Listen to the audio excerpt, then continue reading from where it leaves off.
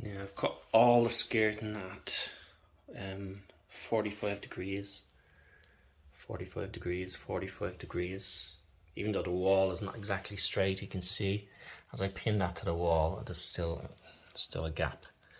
That can be filled with silicone once the skirting is in place.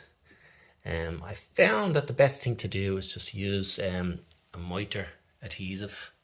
Just get all your angles right, and then when you stick all your angles at 45, and then you can glue it to the wall, and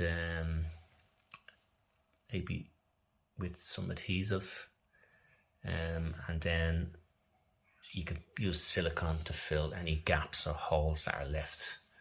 And I found that this works very well. I mean, you can start changing the angle here to get a better fit, but it just doesn't work out and takes up a lot of time. So even though your walls are not exactly 45, cut them to all to 45, and put mitre adhesive on, and then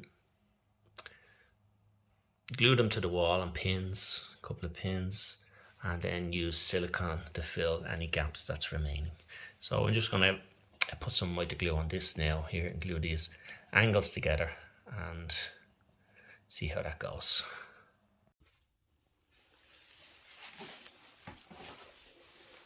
Now that's the angles glued at 45 and 45. So now we can just put it in against the wall, and we put some adhesive, and we can pin it to the wall. So later on then we can come around with some white silicone and fill in any of the gaps. So that seems to work out well, and it's probably the best way I've found of doing it. So carry on with that.